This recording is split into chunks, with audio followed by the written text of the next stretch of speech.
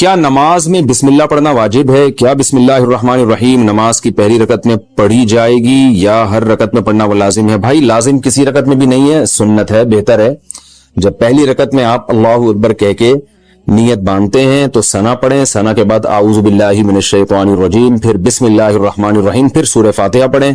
سورہ فاتحہ کے بعد اگر آپ درمیان سے کہیں سے تلاوت کر رہے ہیں سورت کے تو پھر بسم اللہ نہ پڑھیں، اگر سورت کے شروع سے تلاوت کر رہے ہیں تو پھر بسم اللہ الرحمن الرحیم دوبارہ پڑھیں، اور جیسے الم تر کیف فعل ربک پڑھ لی یا قل هو اللہ پڑھ لی تو سورت شروع کرنے سے پہلے بسم اللہ پڑھیں آپ، سنت ہے۔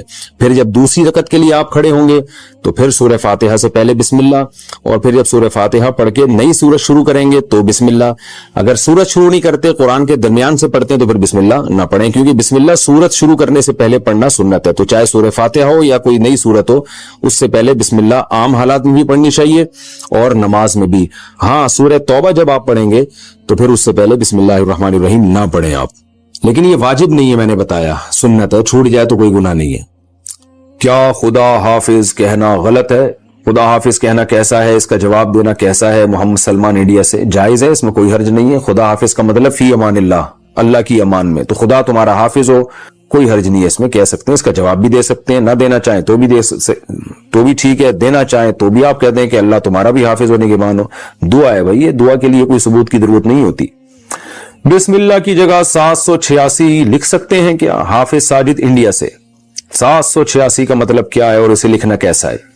دیکھیں جو ہم بولتے ہیں نا، یہ علم عادات کے ذریعے بھی زبان ہے ایک، تو وہ ہر عدد کا ایک لفظ کی وہ جو ہے نا ترجمانی کر رہا ہوتا ہے، تو جو علم عادات کو جانتے ہیں کہ کس طرح سے کون سا لفظ لکھا جاتا ہے تو وہ بتاتے ہیں کہ 786 یہ بسم اللہ کا ترجمہ ہے گویا کہ، یعنی بسم اللہ کو 786 بھی ریاضی کی زبان میں لکھا جاتا ہے، تو اس لیے اگر کسی نے لکھ لیا تو گناہ نہیں ہے، لیکن یہ عمل ہے خلاف سنت، اس لیے کہ قرآن و سنت نے جو ہمیں رسم الخط بتایا ہے اس رسم الخط کو چینج نہیں کیا جا سکتا۔ جیسے بسم اللہ جب لکھنی ہے تو جیسے اس کی مثال ایسے جیسے آپ رومن میں بسم اللہ لکھ رہے ہوں تو آپ نے وہ عربی رسم تو چینج کر دیا نا، تو اس لیے یہ عمل بہرحال خلاف سنت ہے۔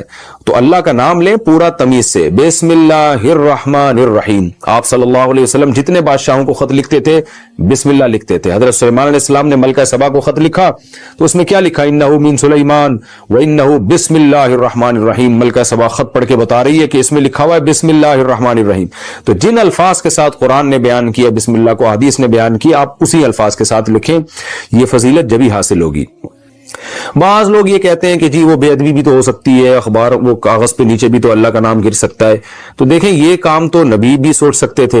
نبی جب غیر مسلم بادشاہوں کو خطوط لکھ رہے تھے تو وہ تو بسم اللہ لکھا کرتے تھے آپ صلی اللہ علیہ وسلم۔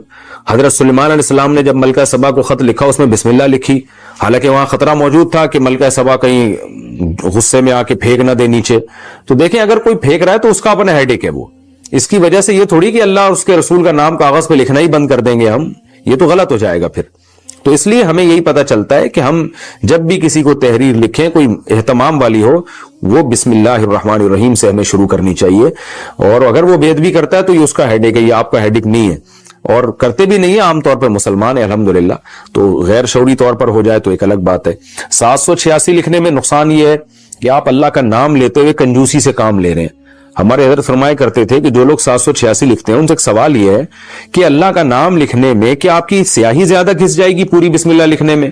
اس لیے آپ کر رہے ہیں کہ اتنا میرا جو ہے نا اسراف ہو جائے گا خدا رکھو، تو کتنی سیاہی گھس جائے گی آپ کی؟ یا آپ اس لیے لکھ رہے ہیں کہ ٹائم بچا لیں گے؟ تو 786 لکھنے میں اور پوری بسم اللہ لکھنے میں سیکنڈ کا بھی فرق میرا خیال ہے بہت ہی کم آتا ہو، تو اتنا سا ٹائم بچا کے آپ نے کیا کرنا ہے؟ تو اس لیے جو پراپر وے ہے، جو پراپر طریقہ ہے بسم اللہ الرحمن الرحیم کا، اسی طریقے سے لکھنی چاہیے، اور درود شریف بھی پورا لکھنا چاہیے۔ جب ہم نبی کا نام لکھتے ہیں تو بعض لوگ صرف اوپر چھوٹا سا سواد ڈال دیتے ہیں، یہ بھی غلط ہے بھائی۔ آپ کیوں کنجوسی سے کام لے رہے ہیں کہ آپ اپنا ٹائم بچا رہے ہیں؟ تو نبی کے درود پڑھنے میں جو ٹائم خرچ ہوگا وہ تو قیمتی بن جائے گا، نبی کا درود لکھنے میں جو ٹائم خرچ ہوگا وہ تو قیمتی بن جائے گا۔ تو نہ اس سے ٹائم بچ رہا ہے، نہ آپ کے قلم کی سیاہی بچ رہی ہے۔ کتنی بچا لیں گے سیاہی؟ کیا کرنا ہے آپ نے؟ کیا اس سے بزنس کرنا ہے؟ جو پین میں آپ کے تھوڑی سی بال پین میں تھوڑی سی سیاہی بچ جائے گی تو کیا اس کو بیچنا ہے آپ نے مارکیٹ میں؟ تو خام خواہ کی ایک چیز ہے۔ تو جو پراپر وے ہے درود شریف لکھنے کا صلی اللہ علیہ وسلم، یہ پورا بولا بھی پورا کریں اور لکھا بھی پورا کریں۔ بولنے سے یاد آیا، بولتے بھی لوگ ادھورا ہیں۔ اکثر میں نے لوگوں کو دیکھا ہے آپ صلی اللہ علیہ وسلم نے فرمایا, نبی صلی اللہ علیہ وسلم نے فرمایا. او بھائی پورا بول دو, نبی صلی اللہ علیہ وسلم نے ارشاد فرمایا, آپ صلی اللہ علیہ وسلم نے ارشاد فرمایا, رسول اللہ صلی اللہ علیہ وسلم نے یہ کام فرمایا. تو پورا صلی اللہ علیہ وسلم تمیز سے بولنا چاہیے. یہاں بھی جو شارٹ کر دیتے ہیں نا صلی اللہ علیہ وسلم, اس سے بھی پتہ نہیں کیا ہو رہا ہے. باقی ساری بات پوری تمیز سے تجوید کے ساتھ وہ ایک ایک حرف جو ہے نا پورے طریقے سے ادا کر رہے ہوتے ہیں. جہاں درود شریف کی بات آئی ٹائم بچانے کی فکر شروع ہو جاتی ہے, تو یہ طریقہ بھی غلط ہے. تو اس میں آپ کتنا ٹائم بچا لو گے, کتنے سیکنڈ بچا لو گے آپ, اور کیا بچا کے آپ کیا کر لو گے اس میں. تو جب درود پڑھیں, نبی صلی اللہ علیہ وسلم نے ارشاد فرمایا. بات چل پڑی ہے تو سلام بھی ایسا ہی ہے. سلام بھی لوگ ایسے کرتے ہیں, السلام علیکم, کہیں گزر رہے ہوں السلام, وہ جواب میں کیا وعلیکم السلام. وہ میں اکثر ایک واقعہ سناتا ہوں, ہمارے استاذ کو جب کوئی سلام کرتا تھا نا تو کہتے تھے بس یہ جواب آتا تھا. تو ہم کہتے تھے استاد جی آپ کیسا جواب دے رہے ہیں؟ انہوں نے کہا جیسا سلام ہے ویسا جواب ہے. کہہ رہے سلام میں ہلکی سی آواز آئی ہے, بس اتنی سی آواز آئی ہے السلام, تو جواب ہی السلام.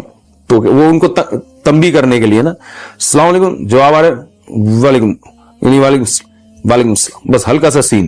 تو یہ طریقہ صحیح نہیں ہے. سلام کریں السلام علیکم, السلام علیکم ورحمۃ اللہ, السلام علیکم ورحمۃ اللہ وبرکاتہ. سلام کی قرآن نے ایسی تعریف کی ہے سورہ نور میں, تحیۃ من عند اللہ مبارکۃ طیبہ.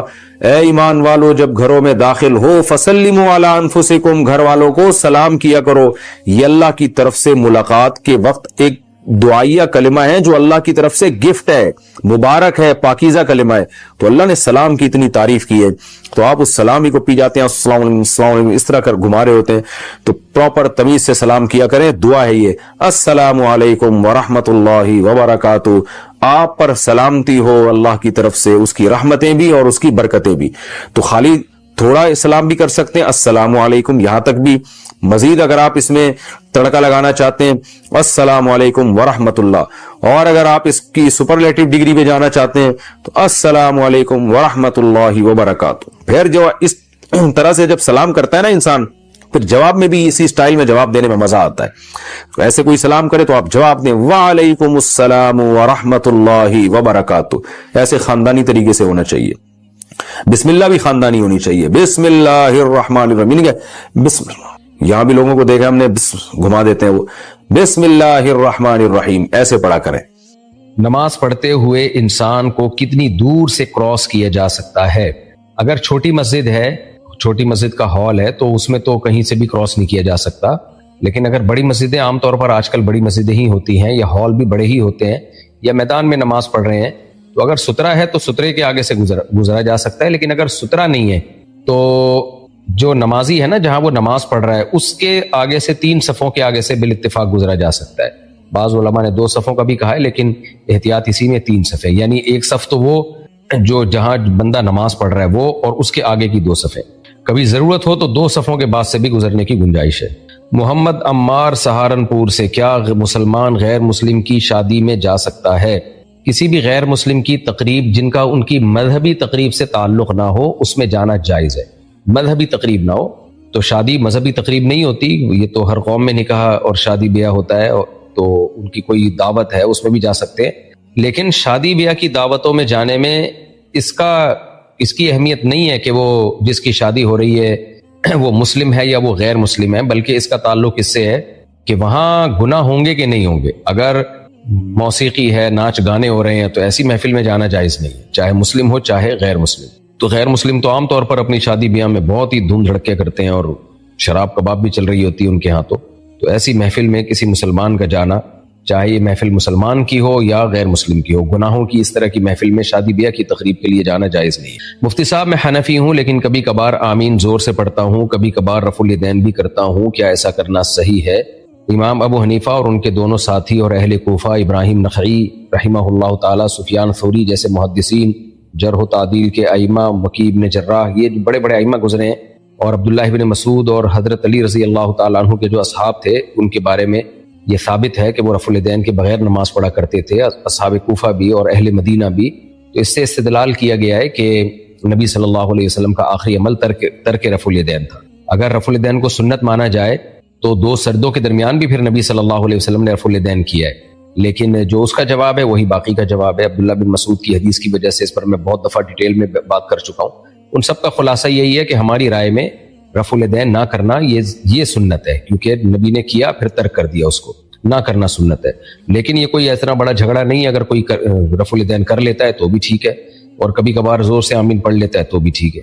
جو نبی سے زور سے آمین ثابت ہے وہ تعلیم کے لیے, تاکہ پتہ چلے کہ بھئی یہاں پر آمین کہا جا رہا ہے, کیونکہ نبی صلی اللہ علیہ وسلم بعض دفعہ جہرن تلاوت بھی, زور سے تلاوت بھی ظہر میں کیا کرتے تھے, تاکہ بتانے کے لیے کہ یہ بھی یعنی میں پڑھ کیا رہا ہوں میں. تو تعلیم کے لیے نبی نے بعض دفعہ زور سے بعض اعمال کیے ہیں, اصل میں ان میں آہستہ کرنا سنت ہے. تو آمین میں بھی ادعوا ربکم تضرعا وخفیہ, اللہ نے فرمایا کہ اپنے رب کو خفیتاً پکارو, تو آمین بھی دعا ہے اور دیگر احادیث بھی ہیں. لیکن یہ کوئی حلال و حرام کا مسئلہ نہیں ہے, نبی نے بھی کبھی زور سے آمین کہہ دی تو آپ بھی کہہ دیں کبھی کبھار, کبھی رفع الیدین کر لیں, کوئی حرج نہیں اس میں. کیا درود مقدس اور دعائے جمیلہ پڑھنا صحیح ہے؟ میرے علم میں نہیں ہے یہ دعائے جمیلہ کون سی ہے, درود مقدس کون سی ہے. اگر یہ صحیح سند سے حدیث سے ثابت ہے تو پڑھ لیں, ثابت نہیں ہے تو دعاؤں کے لیے الفاظ کا ثبوت ضروری نہیں ہے. لیکن جب ایک چیز سنت سے ثابت ہے تو اس کو فوکس کریں. درود ابراہیمی ہے, اب دیگر بہت سارے درود ہیں, وہ پڑھ لیں. کیا ضرورت ہے ایسی چیز کی طرف جانے کی جس کا ثبوت ہی نہ ہو. کیا بیوی کے مال پر یا اس کی کمائی پر شوہر کا کوئی حق ہے؟ نہیں, بیوی کے مال یا اس کی کمائی پہ شوہر کا حق نہیں ہے. البتہ یہ ضرور ہے کہ بیوی کے پاس پیسہ دو طرح سے آتا ہے. ایک پیسہ بلکہ تین طرح سے آتا ہے. ایک پیسہ تو وہ ہے جو اس کے ابا کی وراثت میں اس کو ملا ہے, یا وارث کی کسی مورث کی وراثت میں اس کو ملا ہے, وہ تو ٹوٹلی بیوی کا ہی ہے. دوسرا ہے جو اس کو جو گفٹ ملے ہیں کہیں سے یا ملتے ہیں تو وہ بھی بیوی کا ہی ہے, شوہر کا اس پہ حق نہیں ہے. تیسرا ہے بیوی جاب کر رہی ہے, تو جاب میں دیکھا جائے گا یہ شوہر کی پرمیشن کے بغیر کر رہی ہے یا شوہر کی پرمیشن سے کر رہی ہے. شوہر کی پرمیشن کے بغیر اگر کر رہی ہے تو شریعت میں شوہر کے بنیادی حقوق میں سے ایک حق یہ ہے کہ بیوی شوہر کی اجازت کے بغیر گھر سے باہر نہیں جا سکتی. اسلام نے ہسبینڈ کو جو بنیادی رائٹس دیے ہیں وہ ان میں سے ایک رائٹ یہ ہے کہ آپ کی وائف آپ کی مرضی کے بغیر آپ کے گھر سے باہر شدید ضرورت کے بغیر نہیں نکل سکتی, اللہ یہ کہ اپنے رشتہ داروں سے کبھی کبھار جو قریبی رشتہ دار ہیں ان سے ملنے جاتی ہے, ان سے روکنے کا شوہر کو حق نہیں ہے. اب جاب تو ایک مستقل چیز ہے, صبح جانا ہے شام کو آنا ہے, تو اس میں شوہر روک سکتا ہے بیوی کو. تو ایسی صورت میں اگر عورت نہیں مانتی شوہر کی بات اور وہ گھر سے باہر چلی جاتی ہے, جاب کرتی ہے, تو پھر شوہر نان نفقے سے ہاتھ کھینچ سکتا ہے کہ ٹھیک ہے تم کما رہی ہو تو پھر اپنا خرچہ خود اٹھاؤ, میرے ذمے تو تمہارا نان نفقہ اس وقت ہے جب تم میری بیسک چیزوں میں اطاعت کرو. تو پھر شوہر نان نفقے سے ہاتھ کھینچ سکتا ہے, ٹھیک ہے پھر اپنا خرچہ خود اٹھاؤ. تو شوہر بیوی کو روکے گا تو پھر شوہر پر نان نفقہ واجب ہوگا, کیونکہ آپ ہی کی وجہ سے وہ آپ کے گھر میں ٹھہری ہوئی ہے, تو نان نفقہ آپ پر واجب ہے. اگر وہ ٹھہر ہی نہیں رہی ہے تو پھر نان نفقہ آپ پہ واجب نہیں ہے.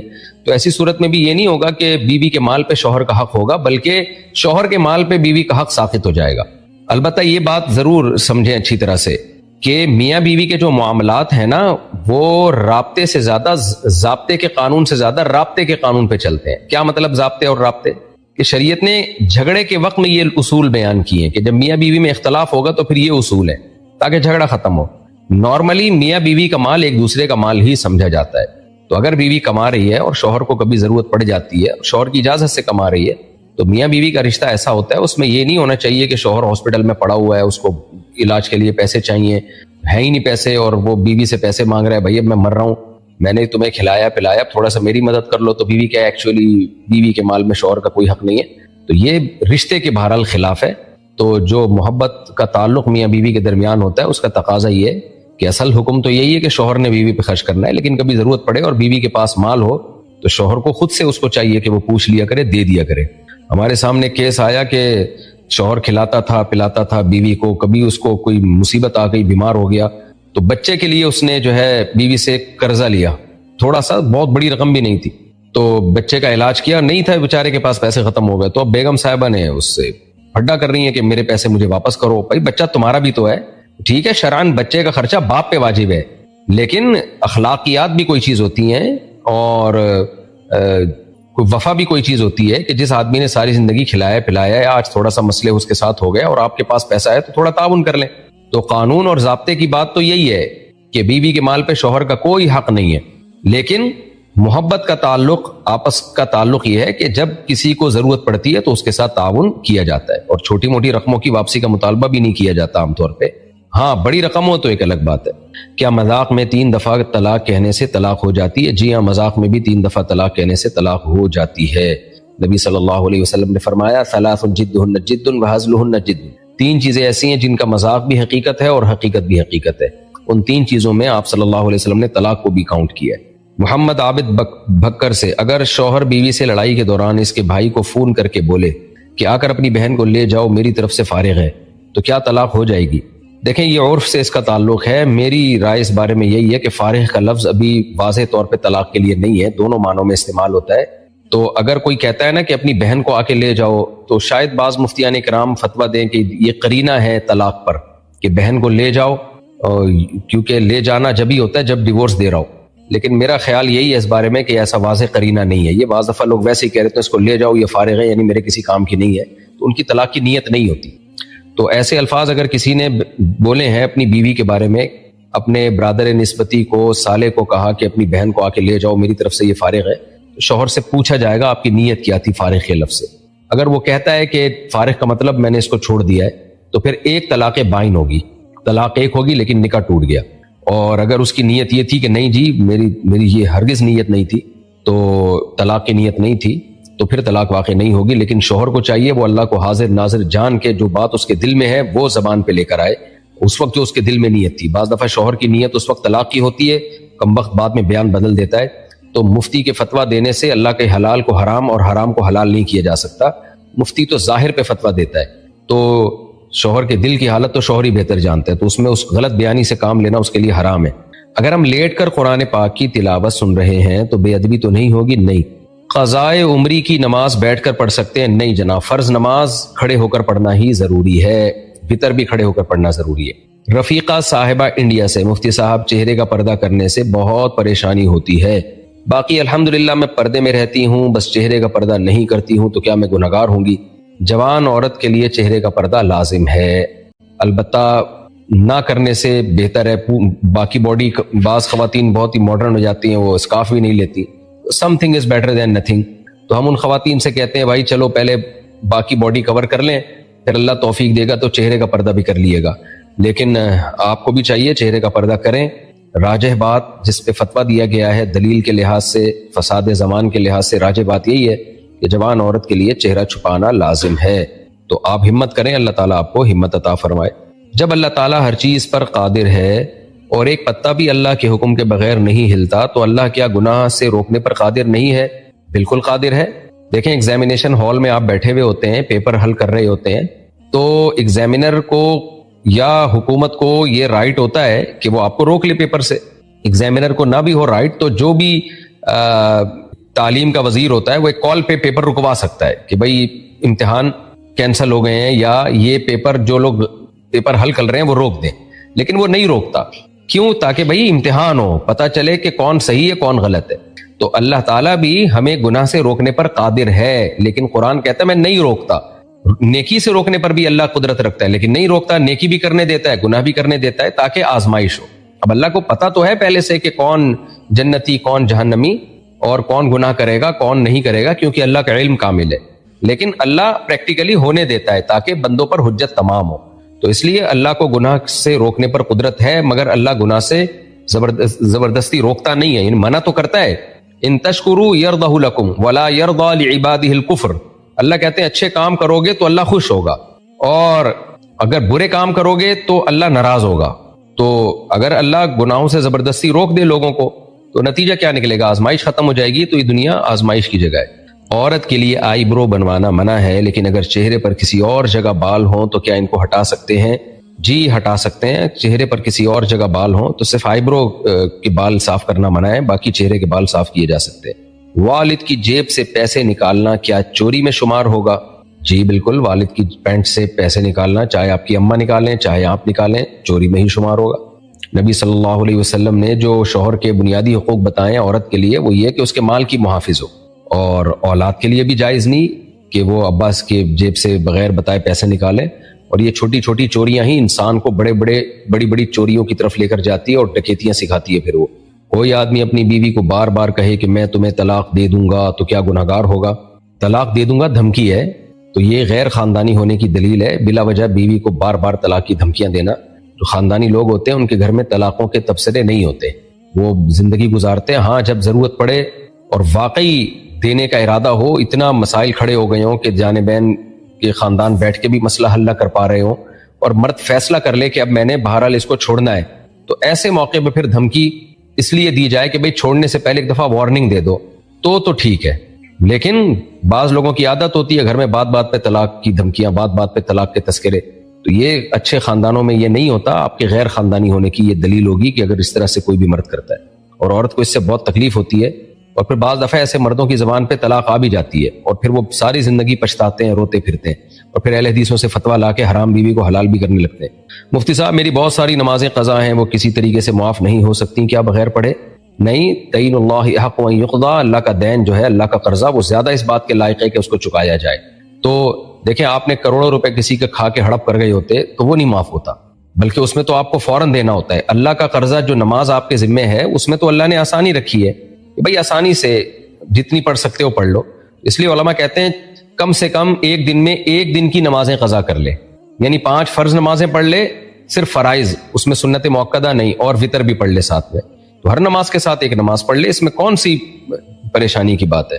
تو اس لیے اس طرح سے آپ نمازیں پڑھیں. ہاں حرج جب ہوتا ہے جب آپ سے کہا جاتا کہ ساری زندگی کی نمازیں ایک ہی دن میں کمپلیٹ کرنی ہے یا ایک مہینے میں کمپلیٹ کرنی ہے, تو فجر کے ساتھ فجر پڑھ لیں, ظہر کے ساتھ ظہر پڑھ لیں, عصر کے ساتھ عصر پڑھ لیں, مغرب کے ساتھ مغرب پڑھ لیں, عشاء کے ساتھ عشاء پڑھ لیں, وطر کے ساتھ وطر پڑھ لیں. اور یہ نہیں ہو سکتا ایک ہی دن میں ٹائم نکال کے ساری نمازیں ایک دن کی ایک ٹائم پہ پڑھ لیں.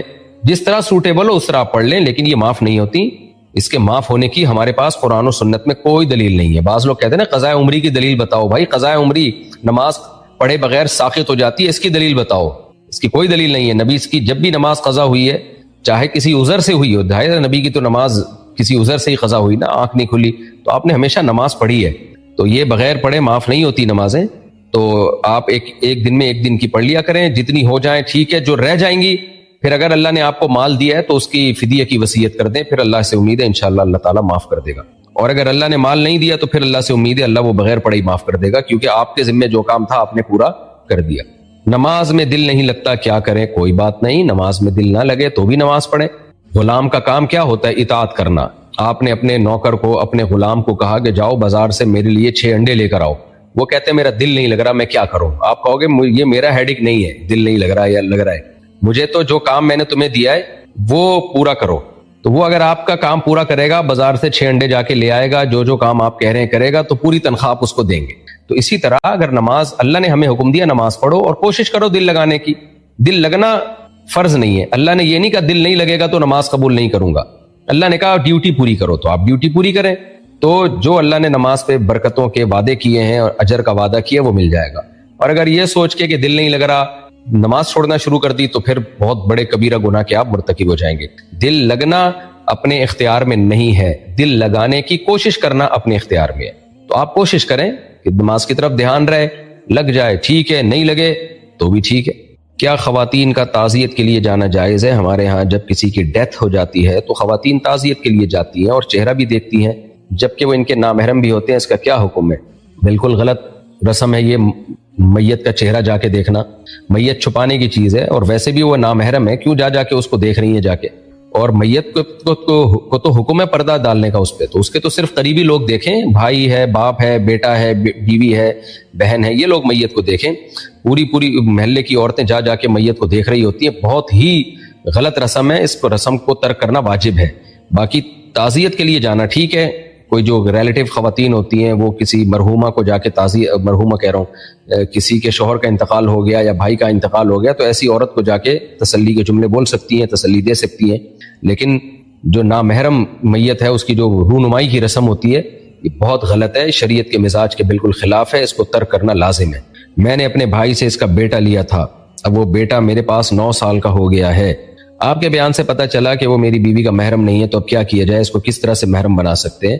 اب تو محرم بننے کا چانس ختم ہو گیا, کیونکہ اگر وہ بچہ ہوتا تو اپنی وائف کی بہن وغیرہ کا دودھ پلوا دیتے اس کو, تو پھر وہ جو ہے آپ کی وائف اس کی خالہ بن جاتی. اب یہی ہے کہ وہ نامحرم ہی رہے گا ساری زندگی. ہاں آپ کی بیٹی ہوتی تو اس کی شادی اس سے کرا دیتے, داماد بن جاتا, وہ بھی محرم بن جاتا ہے. لیکن آپ کی تو اولاد نہیں ہے, شاید اسی وجہ سے آپ نے لے پالک بیٹا لیا ہے. تو اب یہ ہے کہ احتیاط کریں, آپ کی وائف اس سے پردہ کریں, لیکن گھر میں ایک ہی گھر میں رہتے ہوئے پردے میں تھوڑی سی نرمی ہے. یعنی ایسا نہیں ہو کہ برقع پہن کے بیٹھی رہیں, بس تھوڑا سا چہرہ پہ کپڑا ڈال کے رکھیں اس کے سامنے, اور یعنی بالکل سامنے نہ بیٹھیں اس کے, جیسے دیور بھابھی گھر میں ہوتے ہیں اس طرح سے رہیں. تو اسی گھر میں رہیں اور بات چیت بھی کی جا سکتی ہے ضرورت کی. آمنے سامنے نہ بیٹھیں, بس آمنے سامنے بیٹھ کے گپے نہ ماریں. یہ جب ہے جب آپ کی وائف جوان ہو, اور اگر آپ کی وائف ایجڈ ہو چکی ہیں تو پھر چہرہ کھولنے کی بھی گنجائش ہے, پھر وہ چہرہ کھول کے اس سے بات چیت کر سکتی ہے ان کے سامنے. لیکن اگر ینگ ہیں تو پھر ان کے لیے آپ کے بیٹے کے سامنے بیٹھنا اور گپ شپ لگانا یہ جائز نہیں ہے. اگر پیشاب کے راستے سے کچھ اور نکل آئے تو کیا وضو کرنا ہوگا یا غسل؟ کچھ بھی نکلے پیشاب کے راستے سے تو اس سے وضو ٹوٹ جاتا ہے اور وضو کرنا فرض ہو جاتا ہے. غسل جب فرض ہوتا ہے جب شہوت کے ساتھ جسم سے منی نکلے. میں روزانہ 80 کلومیٹر دور ڈیوٹی کے لیے جاتا ہوں تو ڈیوٹی پر قصر نماز پڑھوں گا یا پوری نماز؟ 80 کلومیٹر دور آپ گھر سے جاتے ہیں تو 80 کلومیٹر سے کوئی تعلق نہیں ہے. شہر سے باہر اگر آپ 80 کلومیٹر دور جاتے ہیں تو آپ کو 80 کلومیٹر دور جانے کی نیت سے جب آپ شہر سے باہر نکلتے ہیں تو آپ کو قصر نماز پڑھنی پڑے گی. لیکن اگر شہر سے باہر 80 کلومیٹر دور نہیں ہے, اپنے گھر سے 80 کلومیٹر ہے, تو پھر قصر نماز نہیں ہے. اگر عورت اپنے محرم کے سامنے ٹخنوں سے اوپر لباس پہنے تو کیا یہ جائز ہے؟ جائز تو ہے لیکن بے شرمی کی بات ہے. ہماری خواتین کا جو ڈریسنگ ہے بالکل ویسٹرن ڈریسنگ کی طرف آ رہی ہیں. اس کی مثال ایسے ہے جیسے میں کہوں میں اگر اپنے ابو کے سامنے قمیض نہ پہنوں, اپنے بھائی کے سامنے میں اگر قمیض نہ پہنوں تو جائز ہے؟ جائز تو ہے لیکن نارملی یہ عمل ٹھیک نہیں ہے, حیا کے خلاف ہے. اسلام حیا کو پروموٹ کرتا ہے, تو مسلمان عورت کا پراپر ڈریس ہونا چاہیے. تو بھائیوں سے بھی حیا کا تقاضا یہ ہے, تو وہ بھی مرد, ان سے حیا کا تقاضا یہ ہے کہ پراپر ڈریس پہنے. تو حرام کی بات نہیں ہے لیکن بہرحال یہ اپریشیٹ نہیں ہے اور شریعت اس کو غلط سمجھتی ہے, اس کی کہ جو ہے حوصلہ شکنی کرتی ہے. صحابیات اور اس زمانے سے لے کے آج تک مسلم عورتیں پراپر ڈریس پہنتی رہی ہیں, تو شریعت کی بھی کبھی کسی ایسی چیز کو پروموٹ نہیں کر سکتی جو سوسائٹی میں حیا کے خلاف ہو. تو اس لیے ان کو چاہیے کہ پورا ڈریس پہنے وہ مردوں کے سامنے, چاہے محرم ہی کیوں نہ ہو. اونٹ کا گوشت کھانے سے کیا وضو ٹوٹ جاتا ہے؟ اونٹ کا گوشت کھانے سے وضو ٹوٹنے کا مسئلہ اختلافی ہے. جمہور امت کے نزدیک وضو نہیں ٹوٹتا. حنابلہ کے نزدیک, جو سعودی عرب کے لوگ چونکہ امام احمد حنبل کو فالو کرتے ہیں, ان کے نزدیک وضو ٹوٹ جاتا ہے. دلائل دونوں طرف ہیں. جمہور امت کے نزدیک یہ حکم منسوخ ہے. ابتدائے اسلام میں لوگوں کو وضو کا عادی بنانے کے لیے کچھ احکام میں سختی کی گئی تھی. آگ پہ پکی ہوئی چیز کھانے سے بھی وضو ٹوٹ جاتا تھا اور اونٹ کا گوشت کھانے سے بھی وضو ٹوٹ جاتا تھا. تو آہستہ آہستہ یہ احکام میں پھر آسانی دی گئی ہے اور پھر صرف حدث سے وضو ٹوٹنے کا حکم دیا گیا. حدث کا مطلب جسم سے کوئی نجاست نکلے. صدقے کی رقم کیا ہم غیر مسلم ضرورت مند کو دے سکتے ہیں؟ جی بالکل دے سکتے ہیں. زکوٰۃ نہیں دے سکتے, نارمل صدقہ دے سکتے ہیں. نماز میں کھجانے سے کیا نماز ہو جاتی ہے یا نہیں؟ کتنی دیر کھجانے سے نماز ٹوٹ جاتی ہے؟ نماز میں حرکت کرنا غیر ضروری ہے, جائز نہیں ہے. تو اتنی حرکت اگر نماز میں کسی نے کی, اس میں بعض علماء تو کہتے ہیں جلدی 3 دفعہ حرکت کی تو نماز ٹوٹ جائے گی. یہ قول بھی ہے لیکن اس میں ظاہر ہے مشکل ہے. اور دوسرا قول یہ ہے کہ آپ نے نماز میں اتنی حرکت کی کہ اگر دیکھنے والا آپ کو اس وقت دیکھ لیتا تو وہ یہ سمجھتا کہ آپ نماز میں نہیں ہو, کیونکہ نماز کی ایک خاص حیت ہوتی ہے. تو اتنی حرکت کی, بار بار کھجا رہے ہو کہ نیا آدمی آئے تو سمجھے کہ شاید آپ نماز نہیں پڑھ رہے, تو اس کو حرکت کثیرہ کہتے ہیں. تو اتنی حرکت کرنے سے نماز ٹوٹ جاتی ہے. تو اب یہ جو نماز پڑھ رہا ہے وہ خود فیصلہ کرے کہ یہ حرکت زیادہ ہے یا کم ہے.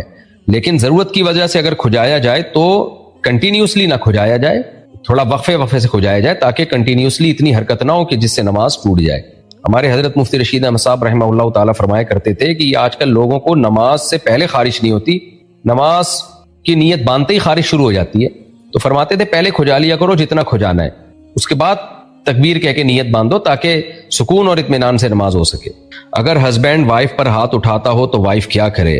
اپنے خاندان والوں کو بتائے, دونوں طرف کے خاندان بیٹھیں اور یہ فیصلہ کریں کہ کوئی کیا وجہ ہے, بھائی کیوں ہاتھ اٹھا رہے ہیں, کوئی معقول ریزن ہے یا نامعقول ریزن ہے. اور اگر معقول ریزن ہے تو ہاتھ اٹھائے بغیر بھی کام چل سکتا ہے کہ نہیں چل سکتا. تو پرسنلی یہ اس طرح کے مسائل میں ایک رائے دینا ٹھیک نہیں ہوتا, ہر گھر کے حالات مختلف ہوتے ہیں. نارملی تو دیکھیں بیوی پہ ہاتھ اٹھانا شریعت میں پسندیدہ کام نہیں ہے. ہمارے نبی صلی اللہ علیہ وسلم نے پوری زندگی اپنی کسی زوجہ پہ ہاتھ نہیں اٹھایا. لیکن آگے وہ کر کیا رہی ہے, بعض عورتیں شوہر کے ماں باپ کو گالی دے رہی ہوتی ہیں, بعض کسی فحاشی میں مبتلا ہو چکی ہوتی ہیں. تو اب ہر گھر کے حالات مختلف ہوتے ہیں. تو اس لیے اس کے بارے میں جو قرآن نے ہمیں حکم دیا ہے کہ دونوں طرف کے خاندان کے سمجھدار لوگ بیٹھ جائیں, اور وہ کیس اسٹڈی کریں کہ ہو کیا رہا ہے سوسائٹی میں, خاندان میں. اور بعض مرد ظالم ہوتے ہیں, ان کو ہاتھ اٹھانے کا شوق ہوتا ہے, ان کی گھر سے باہر کہیں چلتی نہیں ہے تو پھر وہ گھر میں آ کے سارا نزلہ بیوی پہ اتار رہے ہوتے ہیں. تو اس میں جنرلی کوئی مسئلہ بیان کرنا میرے لیے ممکن نہیں ہے. جب تک میاں بیوی کے حالات پورے سامنے نہ آئے اس وقت تک فیصلہ کرنا یہ یا کوئی رائے دینا بہت مشکل ہے. اس سے گھروں کا نظام میں بعض دفعہ میرے کلپ چلتے ہیں اور الٹا فساد پیدا ہو جاتا ہے. کیا توبہ کرنے سے ہر گناہ معاف ہو جاتا ہے, یا کچھ گناہ ایسے بھی ہیں جو توبہ سے معاف نہیں ہوتے؟ توبہ اگر سچے دل سے کسی نے کی ہو کہ جو ماضی میں ہو چکا اس پہ پکی ڈھکی ندامت ہو, اس وقت اس گناہ کو چھوڑ دے اور آئندہ نہ کرنے کا عزم ہو, اور یہ بھی عزم ہو کہ میں گناہ کے اسباب بھی اختیار نہیں کروں گا, وہ کام جس سے گناہ کی طرف رغبت ہوتی وہ بھی نہیں کروں گا, تو پھر گناہ معاف ہو جاتا ہے, ہر گناہ معاف ہو جاتا ہے. البتہ حقوق العباد جو ہیں یا اللہ کے وہ حقوق جو ذمے میں رہ جاتے ہیں وہ بہرحال آپ کو ادا کرنے پڑیں گے. جیسے فرض نمازیں آپ نے قضا کی ہے, توبہ تو کر لی لیکن قضا بہرحال کرنی پڑے گی اس کو. اسی طرح کسی کا قرضہ لیا ہوا ہے, پیسے ہیں, تو وہ بہرحال آپ کو دینے پڑیں گے. کوئی بندہ قتل کر دیا تو اس کی دیت دینی پڑے گی, جتنی اللہ استطاعت دے اس حساب سے قسطوں میں دی جا سکتی ہے. تو وہ جو حقوق العباد ہیں وہ بہرحال پورے کرنے پڑیں گے.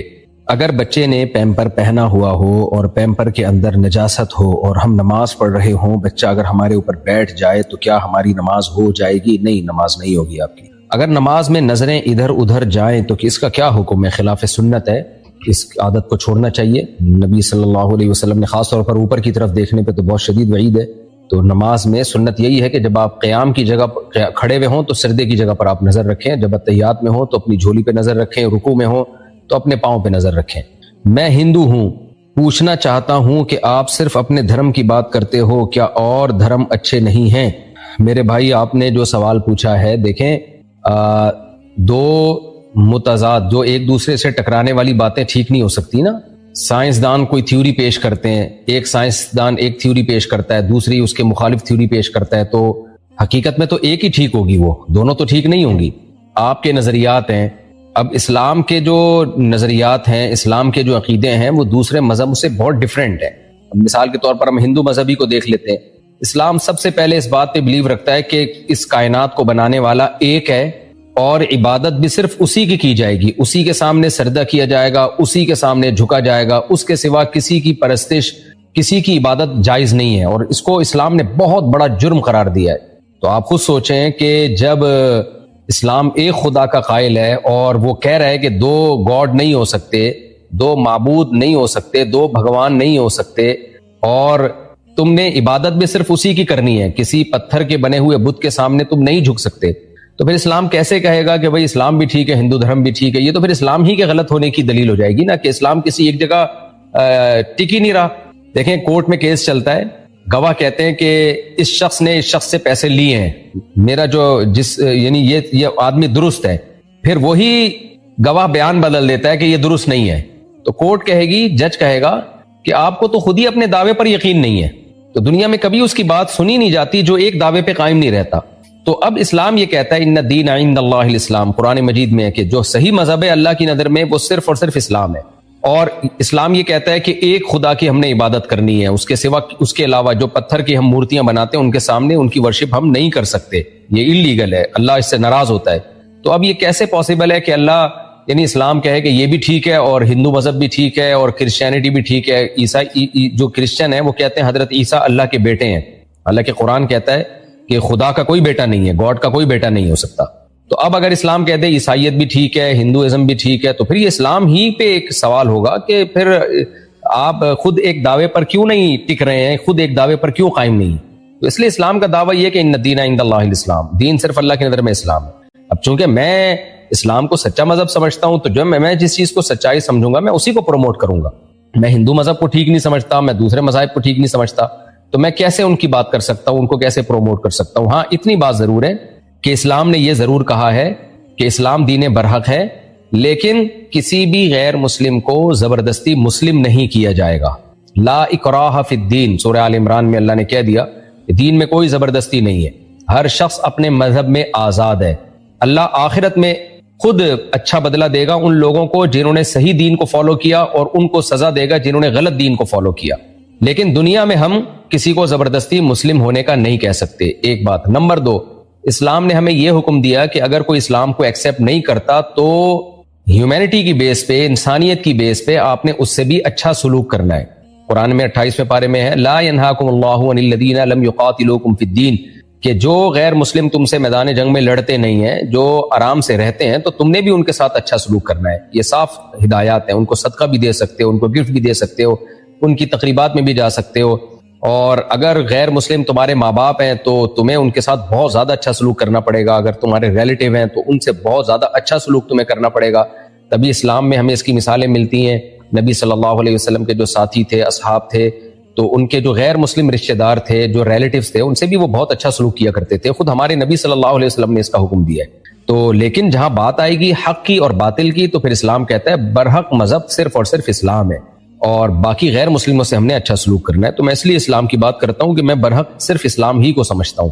باقی جو اسلام کے علاوہ مذہب ہیں، ہم ان کا احترام ضرور کرتے ہیں، لیکن ان کی تعلیمات کو فالو کرنے کو ہمارا نظریہ یہی ہے کہ اس سے خدا خوش نہیں ہوگا، کیونکہ اللہ نے ایک دین بنایا ہے اور دین واحد ہے جس کا نام ہے اسلام، کیونکہ اس کی تعلیمات بالکل کلیئر ہیں۔ وہ تعلیمات ہیں جو توحید کی ہے، ایک خدا، پھر 5 ٹائم نماز ہے، پھر رمضان کے روزے ہیں، پھر بیت اللہ کا حج ہے، اللہ کے گھر کا ہم حج کرتے ہیں، پھر شراب حرام کر دی اللہ نے، زنا کو حرام کر دی اللہ تعالیٰ نے۔